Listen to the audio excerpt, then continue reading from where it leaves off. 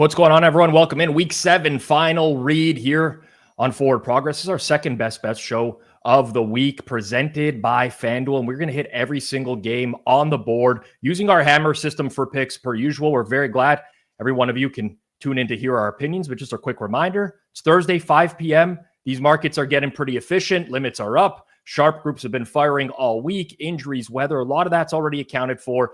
That's not an excuse. We're still going to try to pick winners, but that's just some context. Quick ask, if you do enjoy this show or it helps you in any way, if you find it entertaining, if you like the logic, whatever it may be, just smash that like button down below, share the show so others can find it as well. Cards are loaded, hammers ready. Let's get into it. My co-host today here on Thursday, Austin Mock from The Athletic. Austin, how's it going? It's going good. We got a little hot streak going on the Thursday show. Let's keep it rolling this week. We absolutely do have a hot streak. The Tuesday show was bragging at the beginning of the year. First couple weeks, they were on top of the world. But as a crew on Thursdays, we've been hot in recent weeks. Suuma's our usual on Thursdays, but all three of us went 2-1 last week. If we included Judah from last week, who was part of this show, he also went 2-1. So whichever way you splice it, every single one of us here as part of the Thursday show had a 2-1 week in some capacity. Judah probably would have been 3-0. He took Miami money line instead of spread as his double hammer, but it is what it is. Our ROI as a group here on Thursday for this season is 14.3% with our picks so far over the course of the year. And if that turns and we eventually lose, we'll recap that as well. But as it stands, it's been a pretty damn good year for myself, Suuma, especially Austin. Austin's had a great year so far, and we're going to hopefully keep it going. And we're going to start, Austin, in London. Rams, Jags. I'm kind of getting sick of these London games. I'm not going to lie to you. At first, I was really into it. I'm like, yeah, it's great in the morning, but it could really set the mood for the day if you're sweating the London game and you're not feeling great about it. Current market is Rams -3, -105 at FanDuel. Total in the game is 44.5, juice towards the over. Now, lots of stuff to take into account for this particular game, but nothing bigger than Puka Nacua's status. And it looks like he's trending towards missing this game. And if that were to happen, to me, Austin, doesn't feel like much that I want to do here. I was kind of interested in betting the Rams in some capacity, but they're going to lose so much target share if Nacua is gone. He's just getting so many targets in that offense. It's hard for me to lay the 3 at that point. Yeah, I'm not reinventing the wheel here by saying he's been probably the best wide receiver or one of the best wide receivers in the league. And in terms of the target share, I think there's an argument that he's probably the most impactful. And we've seen that their EPA per dropback drops off a ton.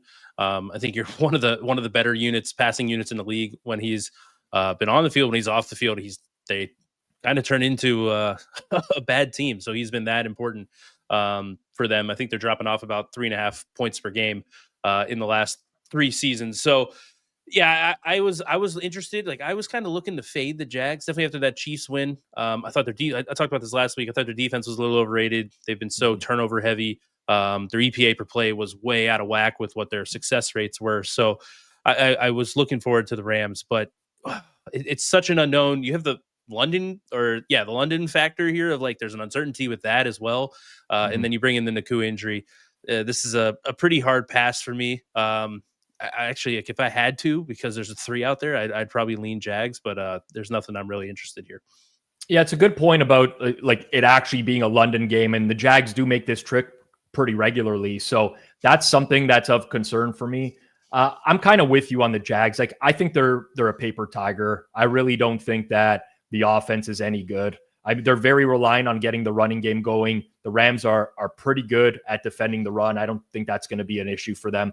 On the other side, yeah, I really, really wish Nacua didn't get hurt last week. I mean, obviously the line would be different if he was in this game, but the Rams are killing zone coverage this year. Part of the reason is that Nacua is very good at finding spots between these zones. He's been targeted so much against zone, and we know the Jags love to play zone defense as well. So, yeah, I mean, if we get off the 3 here at some point, I'm going to have some consideration on the Rams, but as it stands, I guess we'll pass for now. We'll move on to the rest of the slate, early window on Sunday. And we'll start it with one of the more intriguing matchups, which is the Eagles coming off that loss on Thursday Night Football against the Giants, taking on the Vikings, who've had extra week to rest following their European trip away when they ended up taking on the Cleveland Browns. And now this market, it's kind of been a little bit back and forth. There was some early money towards the Vikings, a little bit of buyback here on the Eagles. As it sits, Eagles are -2.5, -105 at FanDuel. Total in the game, Austin, is 43.5.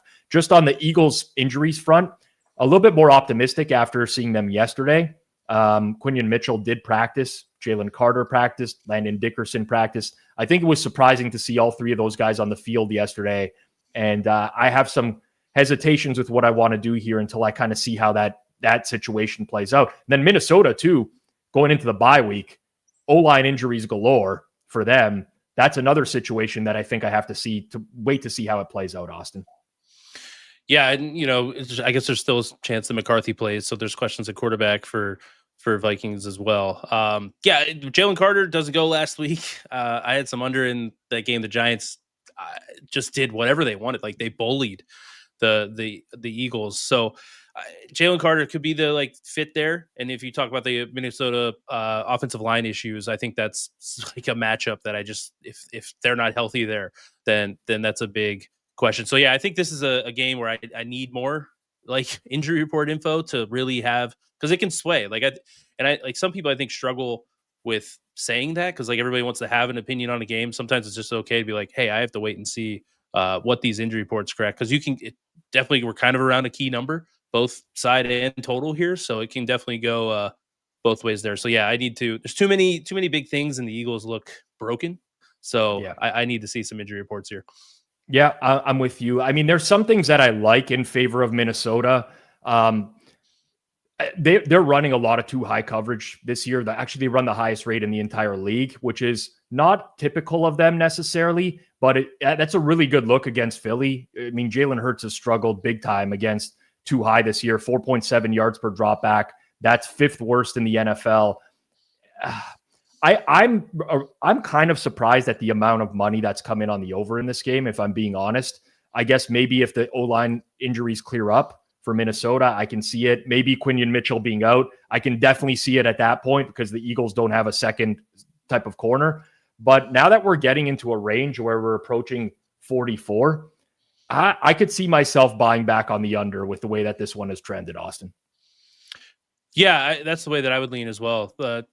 Again, I think there's matchups on both sides. If the Minnesota offensive line doesn't get there, I don't know how they're moving the ball a ton. I know Adoree Jackson has been someone that has been targeted a lot by pretty much every team. He's also one of the underrated things. He's been terrible with run support as well, which I know corners aren't huge in that regard, but it can make a difference on explosives, which is something that the Vikings would desperately need here. So I think if you can get Jalen Carter back in, kind of see how those offensive line things shake up, I think that is the side I lean as well. Yeah.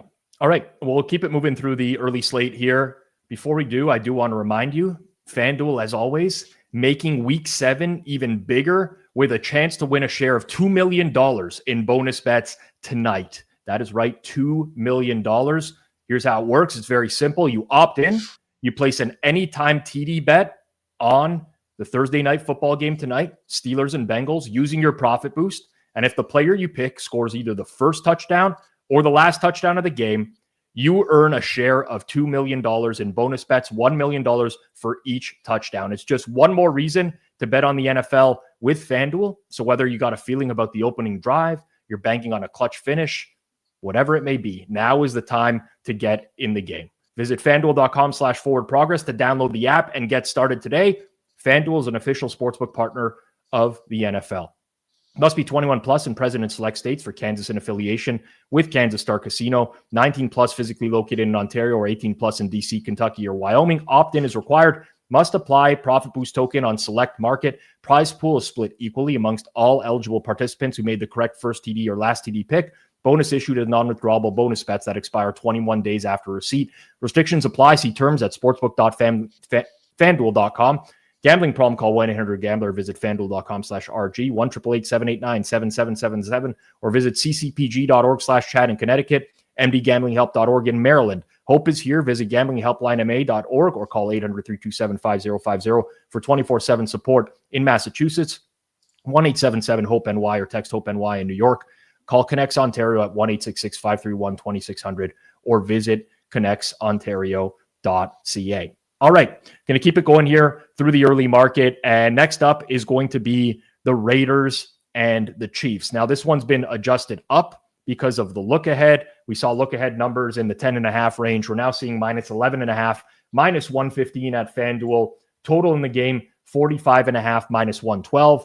Rashee Rice likely is going to play in this game, likely going to be on a snap count, but still we have the full complement of Kansas City receivers here. Austin, in the past, I've heard this a lot. The Raiders have played the Chiefs tough, and it's true. They have played the Chiefs tough in the past. This is a different coaching regime, different quarterback for the Raiders right now. I don't see any way in which they don't get bullied at the line of scrimmage in this game. Personally, I'm more inclined to believe that this hasn't been adjusted up enough at this point. I think there's just so many ways that Kansas City can roll Las Vegas in this game. Yeah, like the only thing that's, I don't want to say that there's no weaknesses for the Chiefs, but the offense has been clicking. They're getting Rashee Rice back. They're starting to run the ball a little bit better as well the last few weeks. The defensive side of the ball, the one worry was the run game, the run defense. They haven't been able to stop the run, but like Vegas, because they're so weak on the offensive line, they haven't been able to run the ball. Like they've been poor. There's some matchups that I think they can maybe exploit there, but I don't have any faith in this offense, like continuing to manufacture, like to stay within this number. You have to like have, hey, is there a path to success here? And then you factor in that Geno Smith has been horrible against pressure this year. And the Chiefs, we all know Spags is going to do whatever he can to make Geno uncomfortable. He ranks 31 out of 34 quarterbacks EPA per dropback against pressure this year. It's not like, I just don't love that when they can start. Yep. Definitely if the Chiefs build out a lead and the Raiders have to throw the ball, Spags can get exotic. He can start having some fun. And that's not the way Geno's been very good when he's not pressured, but he just gets pressured so often. So yeah, it's again, when you have these big spreads, like even if like a lot of times models struggle to get to this number, a lot of times, like I always try to think like, what's the path? And I don't know what Vegas does well enough on offense to exploit the Chiefs, whether it's on the ground or through the air. So yeah, I don't know how you can back the Raiders here, unless 14 would maybe pique a little bit of my interest. Yeah, I'm kind of in the same boat as you. I think everything starts with the Raiders O-line, and they can't get Geno going because they don't have a run game that anyone respects either. I mean, they have a 30% stuffed rate, so they're at 0 or negative yards. It's the highest in the NFL. That just sets them behind and behind. That's where Spags thrives in those types of situations. On the other side, I look at their defense. They have one legitimate pass rusher.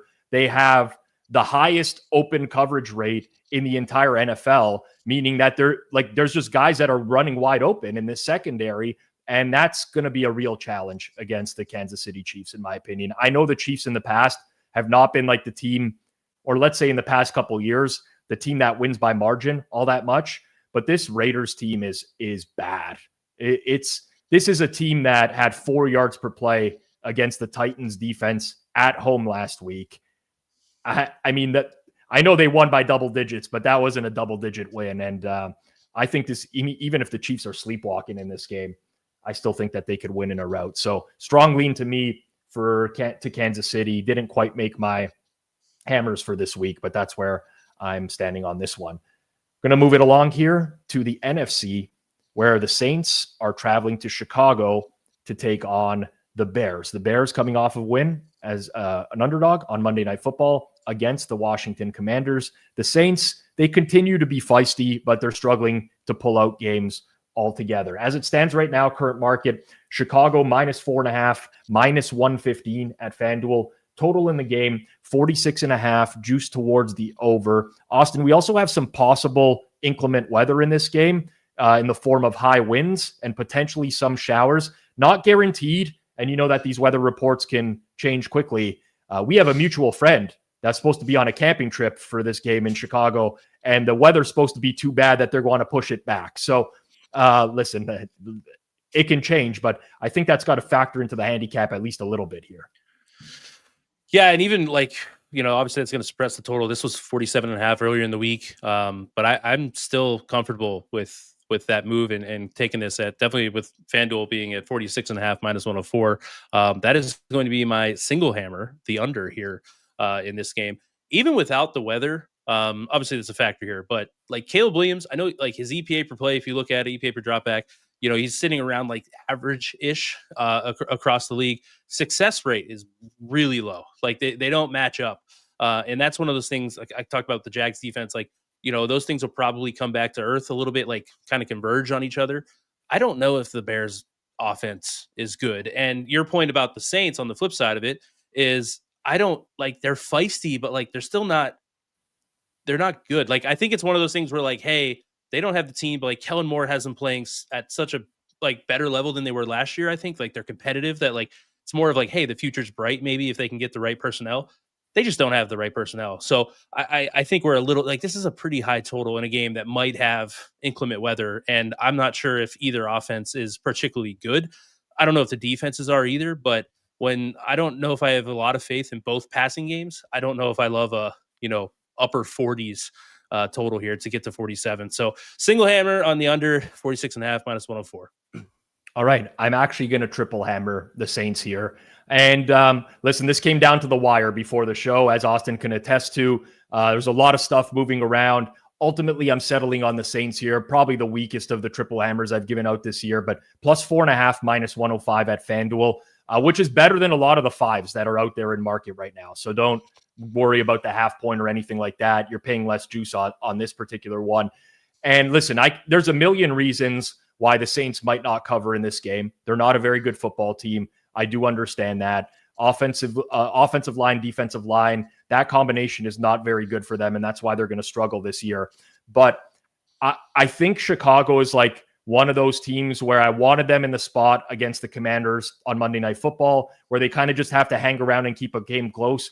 I don't want them where they have to win by margin, potentially in inclement weather, with a quarterback who's very bad outside of scripted drives for the most part. And this team has been so reliant on turnovers so far this year that have swung things in their favor, short fields, things of that nature. There's some hesitation whenever you bet on a bad football team, but I also think that the Bears are low-key a pretty bad football team. Net success rate wise, net yards per play wise, they leave much to be desired. And yes, they got some players back last week, but not enough to warrant this line, in my opinion. So I'm triple hammering the Saints, and Austin is single hammering the under in this game. Keep moving along here. Not a pretty game, but again, one that we can bet on in Cleveland. And you want to talk inclement weather for Chicago, New Orleans might be really, really bad in Cleveland. Although, again, we won't know for sure probably for another couple days. But as it stands right now, this total's been bet down a bunch. Down to 36.5 at FanDuel right now. We've been going through 37, which you don't see all that often. Side in the game, Cleveland catching the early steam. Browns out to minus 2.5, minus 115. Ugly game, Austin. It's kind of one of those where I could be convinced by an argument for either team here because it would just essentially be a fade of the position that the opposing team is in. It's weird to see Dylan Gabriel laying 2.5. But tough call for me, especially with the weather conditions. Yeah, and you talk about two quarterbacks who I don't think are going to do anything with that wind. Like, they're not very strong-armed quarterbacks. They want to get it out quick. They want to throw the ball. Now, the benefit there is they might be throwing the ball short and not having as much adjusted there. Definitely, the Dolphins don't have Tyreek Hill anymore, so their deep game is a little bit non-existent. So, yeah, I always kind of look at these games like I'm right around market. It's hard to get involved. Definitely when the weather is this drastic. It's going to be the whole like what are you gonna like see if it's like 30-mile-an-hour winds consistently? Like, what are we doing here in terms of both teams moving the ball? So it's hard to lay points in that scenario because like you're talking about maybe turnovers factor in. You can't kick. Like, that's the other thing that's like you get across the. You're not kicking 55-yarders in this game if the wind's that bad. So really hard to get involved until, you see closer. I don't know if I want to be laying points, but on the flip side, the like one good that I'm for sure know is a good unit is the Browns defense here. So I guess I get the price, but yeah, not a game I'm really willing to touch until we get closer to kick.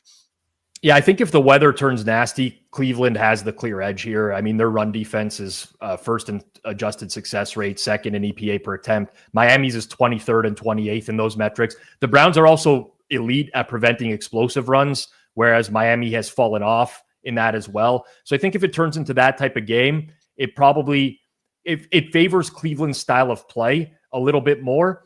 If it doesn't, I don't know. It's kind of weird because I personally can't see this Miami offense doing anything in this particular game. But when you look at some of the struggles the Browns have had this year, I mean, they play a lot of single high coverage. They run that shell over 60% of the time. Miami 7.3 yards per play against that, fourth best in the year. So they will take shots one-on-one on the outside. Whether they have the receivers that can exploit that, probably not. But they're also good at converting in the red zone, are the Dolphins. 75% touchdowns this year. Cleveland's defense allows 80% touchdowns in the red zone, worst rate in the league as well. I can see some outcomes potentially if you're able to pass the ball where Miami can pull this out. But as it stands right now, I think for me, not much that I wanted with this game. Another game that some might consider ugly is the Panthers and the Jets. The Jets especially have been a disaster as of late. Somehow almost won overseas last week, despite -10 net passing yards against the Broncos. Carolina looked pretty solid against the Cowboys. Actually, both these teams have played the Cowboys in the last 2 weeks with very different outcomes in the game. A lot of the early steam came in on the Panthers here. Panthers laying 1.5 -0.5 at FanDuel. Total's been bet down a little bit as well. Of note, Garrett Wilson did not practice yesterday, at risk of missing this game, as is Josh Reynolds, who did not practice either at wide receiver. So it's getting insanely thin for them at this point, Austin. I'm going to go ahead and lock in my double hammer on the under in this game at 42.5 -115. For those who follow the Sunday reset on this channel on Sunday night and bet with us then, you would have got a much better number betting early. I still think that there's value in this current price. I look at the way that the Jets need to be able to move the ball on offense, and it's through the running game. They just don't have anything passing the ball. They run very low play action rates, 12%. Their ceiling is extremely low. So they need to win this by establishing the run and getting it going on the ground. And Carolina has come out of nowhere with one of the best run defenses in the league this year. Getting Derek Brown back was huge for them, but that front has done a really good job of defending the run. And similarly, on the other side of things, the Carolina offense, they've gotten it going through the running game. They've used Rico Dowdle in recent weeks. That's made life easier on Bryce Young, but the Jets have been getting better defending the run as the year has gone on. And I think with both of these teams struggling to establish the run, it's going to lead to a lower scoring game. So I still think that there's room here on the under. That's the way I would play it at this point.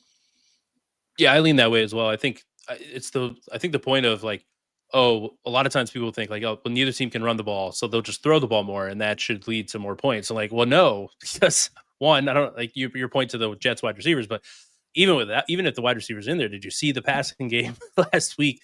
Obviously, the Broncos are pretty good, but that is something that I think matchup wise, like game script wise, if both teams can't find anything, like cannot keep drives sustained, you're just gonna have long fields, punts, all of that. Yeah, I historically bad. Like the fact that if we would have saw the Jets won last week, I think we would have saw some like crazy stats about like the lowest yardage output in the win. But yeah, all the vibes are bad. I have a slight lean towards Carolina in this game, but I just if they cannot establish that running game, I don't want to rely on Bryce Young having to drop back that consistently. So yeah, I'm with you. I would only lean towards the under here. But yeah, could be a rough showing of offense in this one. Yep, I think Exesh nailed it in the chat. Under is getting hit because Carolina takes 15 plays to score. He's not wrong. They don't create a lot of explosives. Everything is kind of methodical down the field, and no wide receivers for the Jets. I mean, we're very possibly looking at a wide receiving core of Arian Smith, Alan Lazard, and Tyler Johnson for the New York Jets this week. So yeah, like I said, hopefully you got it earlier in the week and don't have to tail at this price. But even at this price, I think that there's value in the under. I guess if I had to lean to a side, it would just be Carolina because the Jets are inept. I don't know if you saw the Dave Canales video from last week, Austin, which was like the final drive against Dallas, where he was in Bryce Young's headset the entire time, walking him through that.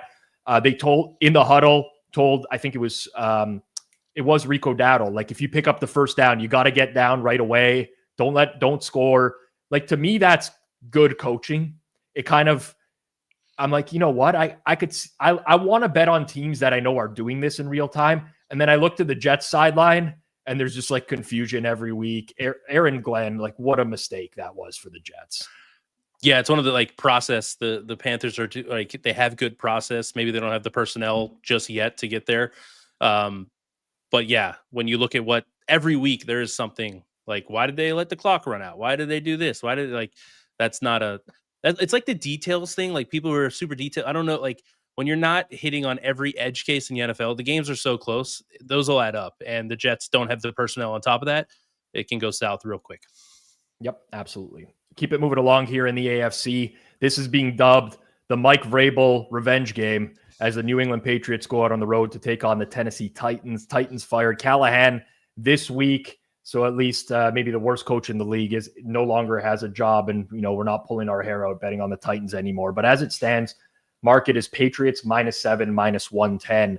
Total is 42.5. -110 as well. Right before we came to air, Austin, it did not look like a good injury report at all for the Titans. Calvin Ridley seems likely to miss at this point. Draymond Jones, Arden Key didn't play last week. That defensive line is a real problem altogether, especially with Tavondre Sweat probably not back yet this week. L'Jarius Sneed dealing with an injury as well. I mean, it's winning by 7 is a lot in the NFL on the road these days. I'm struggling to make the case for Tennessee. Other than that, maybe just the New England run defense is that bad that Tennessee can keep them off balance a little bit. I really don't know at this point. Yeah, it's, on top of the fact that obviously Callahan was, that tenure was a disaster. And, I even said to myself, like, hey, is there a little bit of a bump that, things are getting better because they can't get worse? But like, Cam Ward hasn't shown me like enough to like, hey, all right, there could be something here. Like, I go back to like Drake May's season last year. It was like, okay, hey, there's like something kind of going on here. Like, Cam Ward's putting in like a Bryce Young rookie season, Jared Goff type numbers. So it's, and again, it's kind of similar to what I was saying about the Raiders. Like, what is the path for them to have success? I know the Patriots defense, definitely the run defense hasn't been great, but I don't know, even with this Callahan bump, if you want to call it that, I don't know how, like, they're just not a team I have any faith in and staying within a number. Like, could they get out to a lead? Sure. Are they going to get stops against Drake May in this offense that has guys running wide open all the time? Yeah. It's hard for me. So my numbers actually lean a little bit towards Tennessee, but I can't get there because I don't know. Like, I might not be caught up on how bad Cam Ward in this offense is. Yeah, I mean, Tennessee's defense, adjusted success rate against the pass, 31st, adjusted EPA against the pass, 31st. The Patriots, I think, were first maybe 2 or 3 weeks of the season, were pretty content to put Drake May in some bad spots by running the ball on early downs. They've kind of abandoned that recently. They're airing it out a little bit more. I mean, I think you probably need like at least a +1, if not +2 turnover margin for Tennessee to be able to hang around in this game. They got to figure out a way to steal possessions. And I'm not sure that they have the ability to do that. And to your point, Austin, the offense is just so painfully vanilla. Their last in motion usage this year, 26%. How much is that going to change with the new head coach in 1 week? I don't know, but it's been really, really bad. Okay. We will move into the late games in just 1 second here, but with football season in full swing and NBA tip-off just a week away, now is the time to lock in the BetStamp Pro prop screen. It's built for high-level bettors who need to spot and scale up edges fast. As more books take real money on props, prices are getting sharper, which means the window to exploit inefficient numbers is right now, and you can't do that without a hyper-efficient, reliable true line that shows you the real market price in seconds across 150 plus different outs, helping you find and hit the best edges before the markets move. Don't wait. The window to capitalize on the prop market is right now. Visit betstamp.com/hammer to apply for a demo. Spots are limited ahead of this season, so it's first come, first serve. This is not a tool that's sold to every single person so that everyone can jam lines at once. It's built for high-level bettors. So if you want to check it out, betstamp.com/hammer, and you can apply for a demo there. All right, into the late window here. And we got the Chargers and the Colts. And I'm pretty intrigued by this game. Early market movement towards the Chargers in this game, Austin. They're laying 1.5 -112. Total in the game, 48.5. I think that there's kind of some cluster injuries to note in this game. Everyone knows what's going on with the Chargers offensive line with the tackle issues, and that's just not looking good for them. They potentially get Quentin Johnston back this week at receiver. In the Colts secondary, things are pretty dire right now. Jalen Jones has been on IR. Trevarius Ward got concussed in warmup last week and is in danger of missing this game. Kenny Moore might work his way back from injury. We don't know just yet, but it's possible the Colts are without their top 3 corners headed into this week. And I think that helps balance out this matchup a little bit more if the Chargers can work it downfield. Yeah, I'd be pretty shocked if Ward played. He got rocked. I don't know if you saw the video, but it's you think of it as like not a game injury, but when a guy gets knocked out, like I believe he was out cold. Those guys tend to not play the next week when they're out like that. So I'd be pretty shocked. So that is a pretty big issue here. And then on the other side, like Joe Alt was seen at practice right before we got on air. So that is something to monitor because that's just it helps their offense so much. Like since he's gone out, really. Their offense just hasn't quite looked the same. So need to monitor that one. I think it's kind of correctly priced here. It is tough when it's like, hey, one side might have cluster injuries on the offensive line or, be hurting there. And then the other side of the ball also has some cluster injuries. But yeah, so I gotta monitor the Alt injury before really having a full opinion here. Cause I do think he kind of swings things for not only how they play, because they'll throw the ball more if Alt's in the lineup, but just how efficient they can be down to down. Yeah, it's possible that he plays. I think it was always the plan for them to work him back into practices this week. I know they'd been talking about it. He's coming off a high ankle sprain and he only missed 2 weeks. Be pretty quick to have him back there. So I think they're ramping up his reps potentially to get him back next week. But if he's in, that makes a big difference, especially considering the fact that they're missing backups. Trey Pipkins missed last week with a knee injury as well. Jamari Salyer, another offensive lineman, missed last week. I mean, it's a pretty beat up football team. If they get Denzel Perryman back, that'll be pretty big for their defense, though, especially for this game, because he's been activated off of IR. So he's in that practice window right now where he can come back at any moment. And the Chargers' run D has been a liability lately. I mean, in terms of adjusted success rate, stopping the run, they've been bottom 5 in the league. And that's not what I would want to see going up against the Colts. Part of that reason was missed tackles. Perryman would make a big difference here. I don't really know. I don't really feel like I have a great read on this one. I kind of just feel like it's appropriately priced at this point with where it stands in market. Yeah, and the Khalil Mack injury against he's pretty solid against the run too, and that's we always talk about the passing, like passing's so important. That's where you're going to be, what you need to be efficient at. But if you cannot stop the run, you're definitely against a team like the Colts who are lighting it up both through the air and on the ground. I don't know how you're having success. Another team, Steichen, just having guys run wide open. Daniel Jones is not taking sacks. He's getting pressured a little bit, not taking sacks. He's making the throws because those guys are wide open. And if they can't stop the run, I don't really know. Perryman being back would be huge for them in this game.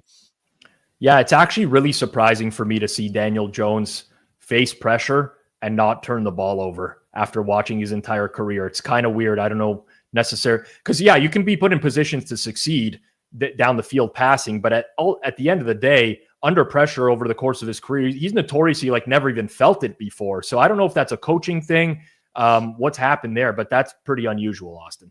That was the big thing his first couple of years, even when the year the Giants made the playoffs. It was can he just not stop turning the ball over? I think he was either fumbling or throwing intercept. Like he was averaging like 1 a game for like 2 seasons into his career, like something crazy like that. So yeah, it is. It goes into this whole thing. We talked about it last week with Judah, like the priors and trying to handle it. Like when's we have a pretty good amount of data now of this season, but it's when you have these big swings, like this isn't Daniel Jones just having a good year. Like this is him having an insane year, and definitely from a success rate standpoint, down to down, this offense has been incredible. So yeah, it'll be interesting to see if there's any tail off here, but everything he looks nothing like he did when he was in a Giants uniform, which take that as maybe that's a sign to that coaching staff. Maybe it's not. Who knows? Yep, absolutely. Let's shift gears here to Denver, where the Broncos are hosting the New York Giants. Pretty favorable scheduling situation for the Giants here. They're on extra rest, having played on Thursday Night Football. Denver making the trip back home from Europe. A reminder, these teams are given the option by the NFL as to whether or not they want a bye week after the European trip or if they want to play a game. I think a lot of teams have figured out this type of travel situation and rest right now, but Denver opted to not have their bye week. So that's why they're in this type of situation. Market right now at FanDuel is Broncos laying 7 minus 120. So this is approaching 7.5. Total in the game, 40.5. Juice towards the under at minus 118. I really wanted to have Denver in my hammer picks this week. Unfortunately, FanDuel is offering the best price in market on the New York Giants, not the side that I want in the game. If you do like the Giants, FanDuel's the spot to bet it.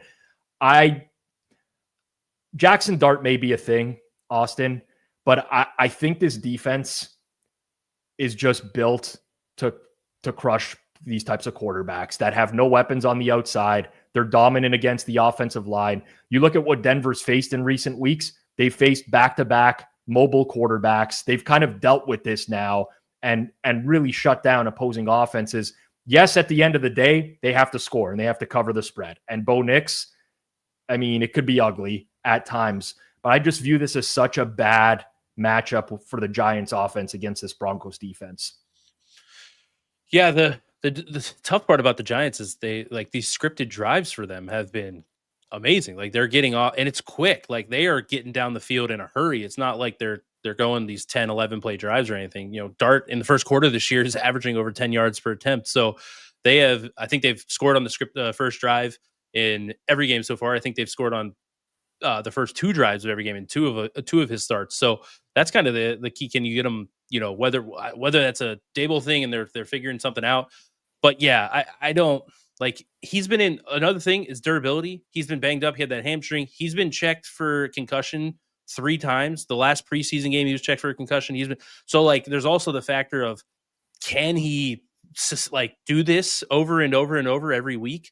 And we saw how Brian Dable acted when Russell Wilson had to come into the game last week. So you can see what the faith of that offense is. So yeah, I don't know. Like, I think this is a point where if, they do go down and score early, maybe look at Denver live. I have a small numbers lean towards the Giants here, but from a strictly matchup standpoint, I don't know how they move the ball. Like, I don't think Jackson Dart and Cam Scatabo can just like will themselves to another good output, because outside of the Eagles game, they haven't really been that good on offense. Like even against they lost to the Saints. They lost to the Saints on the road. Like, I mean, they closed as underdogs to the Saints in that game. And, I just don't think they're a good football team. I mean, Denver plays man coverage at the highest rate in the league right now, like over 60. We don't see teams play the rate of man that Denver is playing this year. And to me, that really works in their favor against the Giants, who do not have Malik Neighbors or Darius Slayton. They just don't have the guys to be able to win on the outside. And they've clearly been spying quarterbacks the last couple of weeks. They get pressure on the O-line by rushing 4. That's like another thing. Their pressure, they can get pressure without having to blitz. I'll be really impressed, honestly, with if Jackson Dart plays well on this defense again. Absolutely have to upgrade him, but I'm just not there yet. I think this is a bad spot. Yeah, and I think one of the things, like, I know this is kind of a lazy like analysis, but like this style of football like doesn't usually sustain for a long period. Like he's again, like I talked about the injuries, but like Scatabo, he's not that explosive. Like, yeah, he's tough to tackle. I get that. There were some last week, they just bullied the Eagles, but like those other two starts, they were not like, they're not finding explosives. And you're going up against, like you said, a defensive line that is going to be able to get pressure. They can have guys in coverage. I don't know if he's the guy that's going to be being able to, go through multiple reads and sustain drives. So yeah, tough line. I'll gladly upgrade him if they go through it here. And I saw someone in the comments say like the Broncos almost lost to the Jets. There is a concern. Like that's the big concern here is the Broncos offense and winning by margin. But the Giants defense hasn't been unbeatable yet this year, neither the Jets, but we'll see. I mean, if we're going to look at one game samples, right? I mean, the Broncos beat the Bengals 28-3 at home. They went on the road and beat the Eagles as well. Like, it's not like they haven't, put together decent performances as well. I get that the game was close against the Jets, but it looks like I'm on like a lonely island here, I guess, relative to the chat. It's me and Connor Hartle, I would say, where that like Denver and everyone else seems to be pro Giants for this game. We'll keep it with NFC East battle here. Move on from the Giants to the Commanders and the Cowboys. Extremely high total in this game. Always makes me laugh when I look at it because we haven't seen these numbers since kind of like the COVID years. But totals at 54.5, juice towards the over. There's some 55s in market. Washington, 1.5 point favorite on the road, -126 money line. I was considering Austin, Dallas potentially for hammer picks here as well, just purely based off of like Washington again is really, really beat up. McLaurin looks like he's in danger of missing again this week. Don't know what's going on with Debo and his heel. Noah Brown's on IR. Defensive line, Dorrance Armstrong got hurt last week, which is a big blow to them. They've already had a couple defensive linemen on IR, whereas Dallas is kind of trending towards getting healthier at this moment in time. I'm just always concerned about this Cowboys defense. That's the real problem for me, because I think that they are so much worse than every other defense in the NFL. Like, if we're going to put tiers, they're in their own tier at 32, in my opinion. Yeah, they're they just cannot get stops. I think it's over 80% of their series are turning into first downs or touchdowns. That's like doesn't compute in my brain really that you're letting teams move the ball that efficiently. Then you go into like the Commanders going to want to be able to run the ball. Jaden Daniels with his legs, and Dallas cannot stop the run. Not that they can really stop anything. So there's an advantage there. I think a clear advantage, and Washington's going to be able to run the ball. So yeah, you have some issues. Like, I don't even know with like McLaurin out and Debo's banged up as well. Like, do I even think that matters because of how well, like, people are like, oh, they're not going to be able to throw the ball so they can, put more bodies towards a run. I don't know if there's enough talent there. But on the flip side, like Armstrong, that injury is huge, I think, because I don't think the Commanders defense is all that great either. Right. And this Cowboys offense, again, scored points last week against Carolina with a bunch of injuries. And like, I don't know if they're just injury proof or what, but like they didn't really see a dip. And now that they're getting healthier. So yeah, slight lean towards Dallas. I don't know if I can get higher than this total, but like I think the number is justified with kind of the offensive advantages in this matchup. Yeah, I'm kind of just hoping and praying for under money in this game. I think it actually might come. I think historically, I mean, at least over the last 4 or 5 years, the highest totals more often than not tend to get bet towards the under. And they've been winning at a fairly high rate, these high totals, betting unders on them because everything kind of has to go perfectly. But Washington plays a lot of single high coverage. They play more than any other team in football, 64% of the time. Dallas, number 1 in the league, 8.3 yards per dropback against single high. It's a clear schematic mismatch, I would say here, especially if CeeDee Lamb is back in any capacity, because Dak will take shots with these receivers on the outside and they're winning right now. Conversely, there's nothing I can say about the Cowboys defense. I mean, they're just bad. And, Chosen makes a good point in the chat. Doesn't make sense to have a professional defense and not within receivers by 15 yards constantly. The scheme is broken. They just leave too many guys open. It really is broken. So scheme broken and personnel not good equals in your own tier at the bottom of the defensive ranks. Yeah. Real Jay-Z 19 Cowboys team total over. That's probably the way I would look, honestly. Yeah. That's probably just saying you don't have to worry. Actually, you're rooting for the defense to like be worse because they'll have a little bit more urgency. It's probably a 100%. more fun way to bet that game. Yeah, 100%. Just wait. Yeah, wait for them to give up the big plays. I mean, it works in your favor. But yeah, I guess my last hesitation would just be: can Washington create those explosives with the weapons at wide receiver? That's kind of questionable, I would say. But I don't know. It has the makings to me of a shootout, obviously, as evidenced by the total. Green Bay and Arizona is going to be our last stop in the late window here. And as it stands right now, it looks like Kyler Murray, in my opinion, is trending towards missing just by the way the team is talking and the way that he's working. It seems like we're in line for another Jacoby Brissett start, although that hasn't been confirmed just yet. The Packers are currently laying 6.5, minus 115 on the road here. So that one's approaching 7. Total in the game at FanDuel is 44.5, juice towards the over. If you do like juice towards the under. If you do like the over, that is the best price I see in market right now on the over in the game, Packers and Arizona. So, Austin, this is an interesting one because of the quarterback matchup. And what we've seen so far this year, Kyler Murray really, really struggled in every facet of running this offense. EPA-wise, disaster. Completions, 20-plus air yards, very low. ADOT, super low as well. Brissett comes in for 1 week, and all of a sudden, 4 completions of 20-plus yards against the Colts defense. ADOT, super high. Most air yards in the week, in week 6 last week as well. The challenge I have is that we see this a lot in the NFL.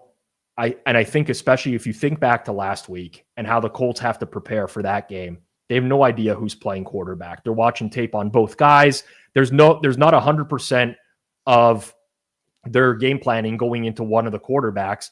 I thought Brissett played very well, but he faced a secondary dealing with major injuries. And candidly, without the wide receivers at his disposal this week, if Marvin Harrison misses, if Michael Wilson misses, Zay Jones didn't practice yesterday, I can see this offense being in for a world of hurt against Green Bay. Yeah, I think the wide receivers thing is being kind of underlooked. And yeah, like we look at the quarterback, and obviously that's a issue, but I don't think it's a huge drop off. Brissett has been able to do enough. Like, I don't think you want him as your starter or anything like that, but he's done enough as a backup or even as a spot starter type thing. But if he doesn't have those weapons, like he's not going to create anything with his legs like Murray would. And I know Murray, maybe he is a little bit less in terms of throwing the ball and whatnot, but you talk about maybe the Packers getting the pressure. I don't know if either one is really equipped to deal with that as well. And I know people are saying like, oh, the Packers defense has fallen off. Like, it was really just one game against the Cowboys, and the Cowboys have kind of moved the ball. So like, I'm not super worried about that. Arizona can't run the ball. Like, there's just not a lot. If you take out the wide receivers and like you already can't run the ball, like I don't know if I really want. He threw 44 times last game. And the other point is game plan wise, Ward was in the Colts game plan defensively until, an hour before the game or whatever it was. So yeah, I tend to lean a little bit towards Green Bay here just because I wonder how much we're overrating like one performance here where everything kind of was an advantage, because Cardinals could have been like, hey, you know what? Brissett's going to be the guy no matter what. We can game plan fully with him. So I think that is a big advantage that kind of gets lost in these backup quarterbacks who do well early in their stints of replacing the starter. Green Bay has some injuries on the lines in this game as well. Like Zach Tom left again with the oblique last week. Devontae Wyatt, Lucas Van Ness, both not practicing. Those would be more concerning, in my opinion, if they weren't playing a team the caliber of Arizona's. Like, Arizona's defensive line is suffering from a ton of injuries. They have been all year. Their offensive line simply hasn't held up. I have them 24th in adjusted pressure rate this year. So the offensive line's been shaky. And the one thing about Green Bay, I mean, they're generating pressure 31% of dropbacks. That might not seem like a lot, but they're only blitzing 22% of the time. So they have a very efficient pass rush where they can send 4 guys and drop others into coverage, and it will work. So I think Arizona's coming down to earth here potentially this week.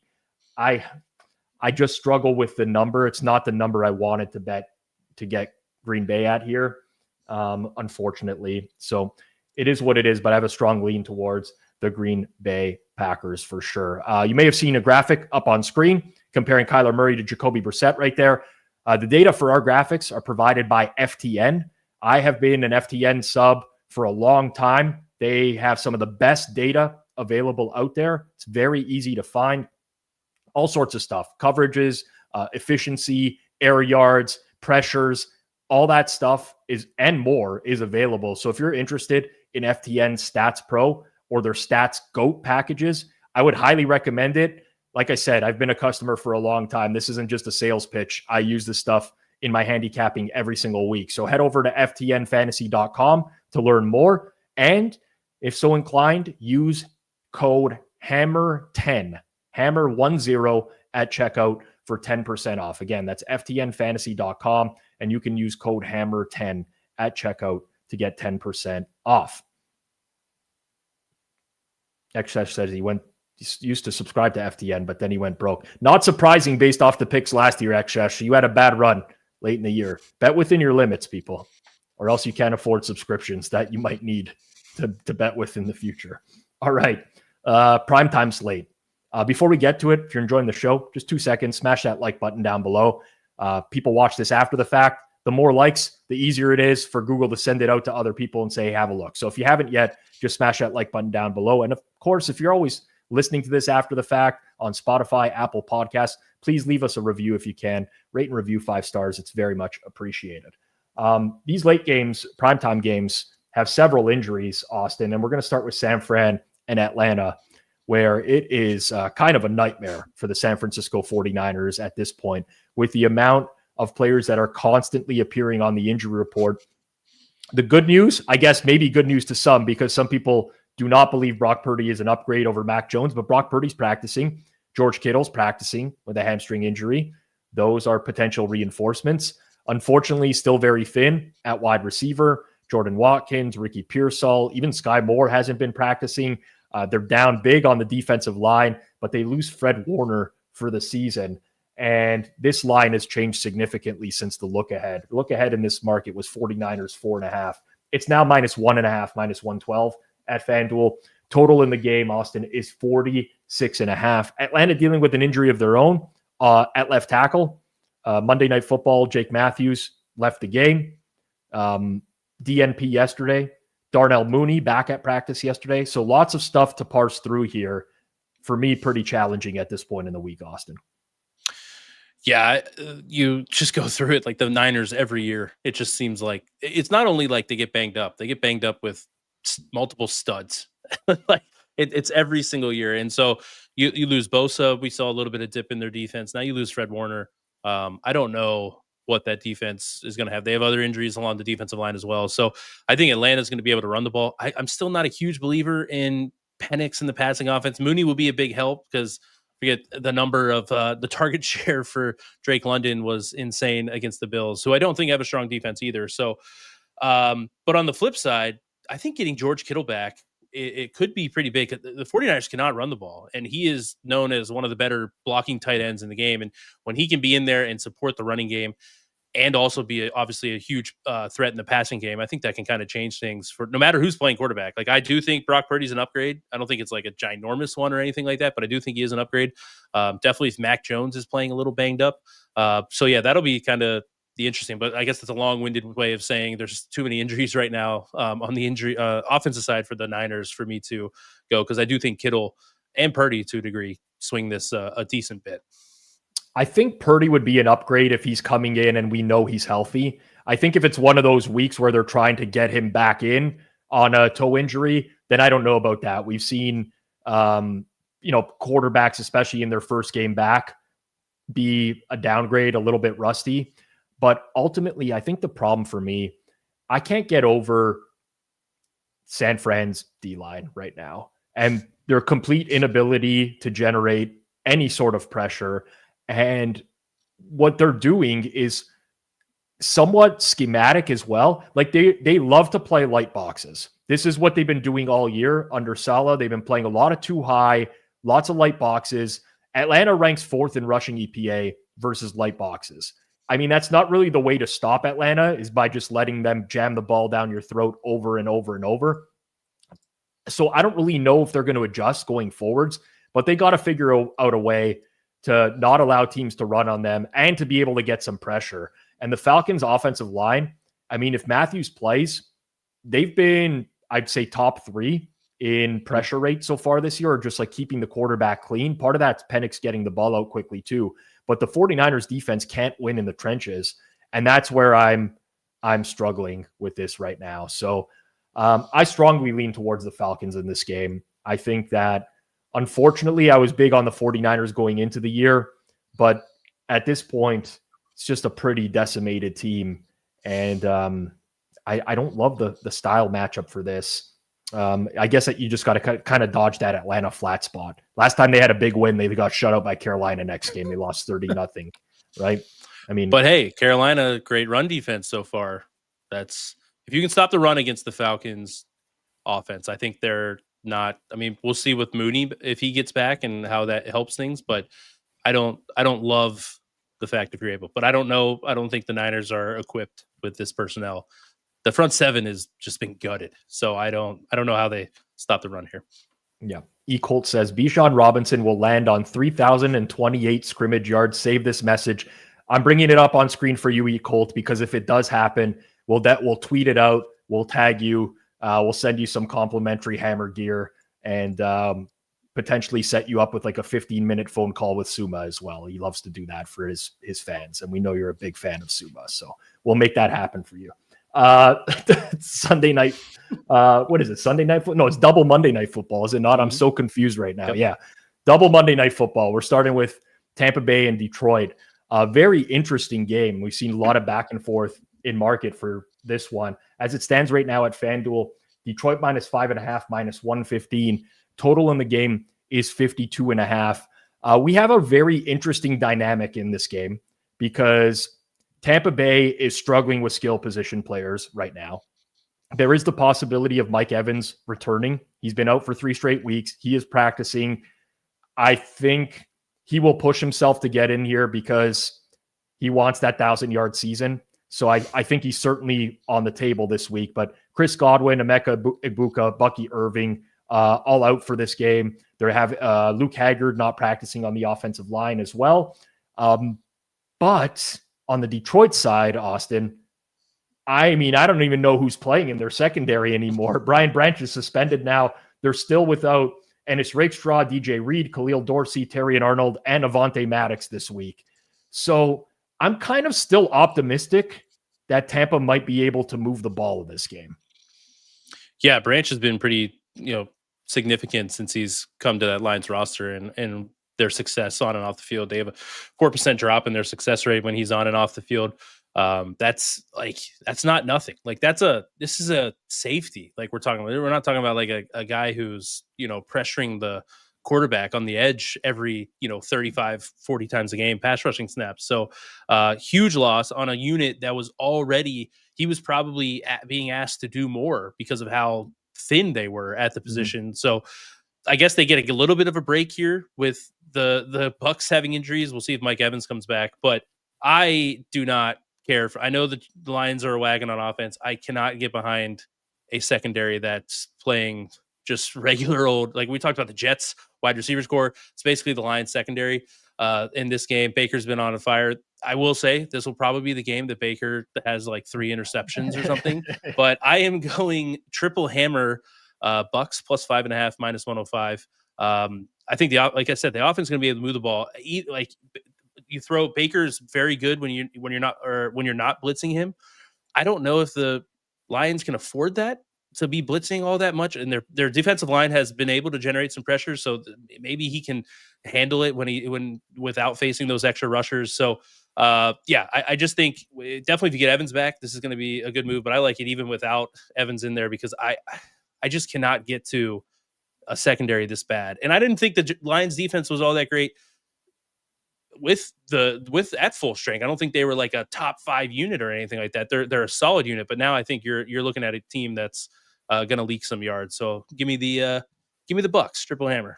Okay, so I agree with you there. I'm going to give a look for my single hammer. So I hate betting against the Lions.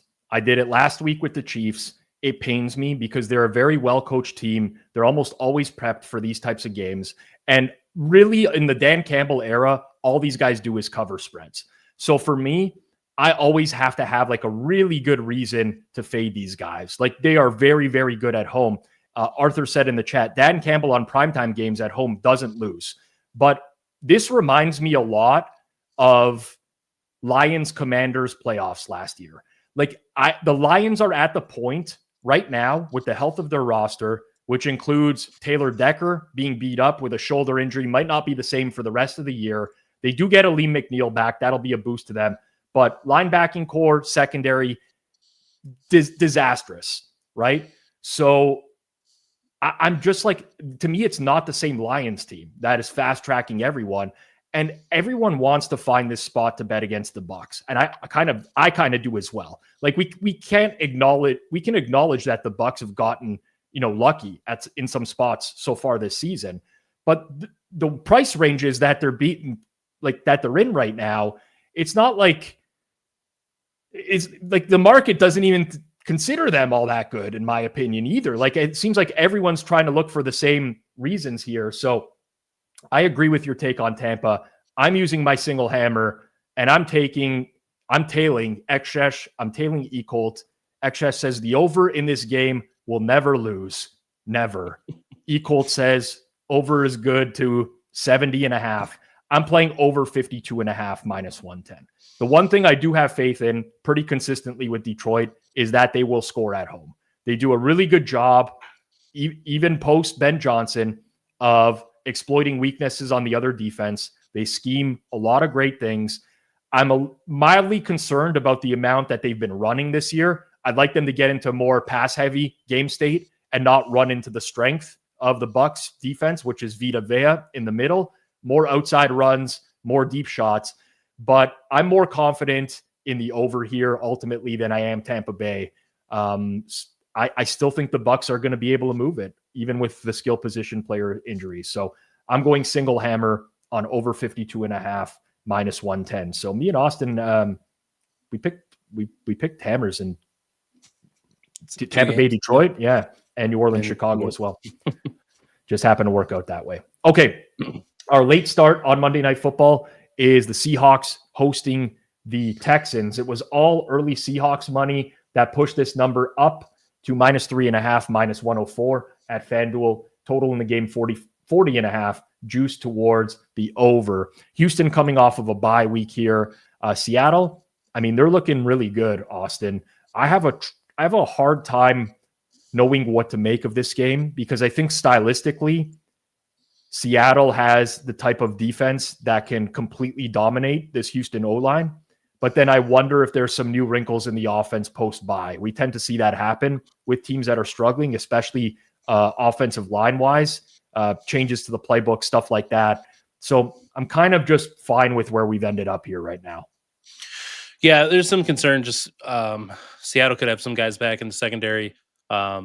So that's something to monitor here. But yeah, Seattle's been great. The offense, they're hitting explosives at a ton, but they're also like down success rate has been huge. They're not great running the ball. So they are a little one-dimensional right now. And I wonder, kind of like, again, with all Sam Darnold's been incredible. This new offense can change. So I look at it and I love this Texans defense. I think D'Amico Ryans and everything, like it's like everything he touches on that defense is amazing. Will Anderson has been incredible. I do wonder if can I see Seattle getting those explosives like that they've been relying on so far this year? It's hard for me to see that. So I am going double hammer on the Texans a little bit. The worry here is at 3.5 minus 118. The worry here is the offense. So like coming out of the bye, I think is a good point is, I don't want to say it's like a buy low spot in that, like maybe they did work on some things. They had some success against the Ravens last time, mentally there's some advantages there, but it is a concern. The offensive line is, again, horrendous. If you can maybe get something going, extra prep, work on, I don't know, new base offense, whatever it is that you can maybe work out, you can get there. But I just see a team like Houston does not get lit up on defense. And I've like hard time seeing a team that is like, I don't think the explosives are going to be there. That's a concern for me with Seattle consistently driving the ball. So yeah, I'm taking more than a field goal, a little juicy, but I'll take it at -118 with the Texans here. I'm banking on the defense playing like I have them rated number 1 in my model, and I'm hoping that they play like that on Monday night. Yeah, I can't get over the D-line versus O-line in this game. I could see all the reasons to bet Houston, but I mean, Mike McDonald's defense, they blitz less than anyone in the entire league. It's less than 20%, but they're still generating a pressure on like a third of opponents' dropbacks. And the Texans line has struggled big time in protection. So I can't lay the 3.5. I don't think that there's any value there, but yeah, tough game ultimately for me. We'll end up with round out the entire card by talking Thursday night football just for a second here. We got Steelers and Bengals. Looks like Trey Hendrickson's been ruled out for the game. And as it stands, Steelers laying 5.5 -06 tonight. Total in the game 44.5 towards the over. Talked a little bit on Sunday Reset about liking this over as well, with the possibility of Hendrickson missing. And, you know, now I think we're kind of in the spot where we don't do anything with this. I've seen some Cincy love in market today from a few people that I respect. I personally just don't see it, Austin. I really don't. I think without Hendrickson on this defense, it's really bad. There's just no ability to generate pressure whatsoever. And they're bad tacklers on the outside. That's problems against the yards after catch merchants on the Steelers here. I know Aaron Rodgers at depth of target is insanely low, but it's been working for them, and they've been exploiting other defenses. So I make this game roughly 6. I'm not sure what your thoughts are here. Yeah, I have some Pittsburgh in pocket at 5.5. The Hendrickson being, I guess he hasn't been officially ruled out yet, but he's expected to be ruled out. And Rodgers' first pressure and no pressure is like night and day. He's a like top 10 in EPA per dropback when he's not facing pressure. It's like bottom 5. Yeah, he's not when he's facing pressure. And you're talking about like same thing, bad tackling team. They've kind of found something with Darnell Washington, going to that low ADOT. Like he's been getting some yards after the catch at like 6'7". He's listed at like 260, but he looks 300 pounds. So they have some like sneaky weapon. You get this Arthur Smith. It's kind of like the perfect Arthur Smith. Like, I'm not saying it reminds me of the Tannehill days a little bit, but like Jalen Warren running the ball has been all right, and their play action. And if they can, the offensive line has been actually okay. And I think just matchup wise, if they can keep the pressure off of Rodgers, he's going to find guys.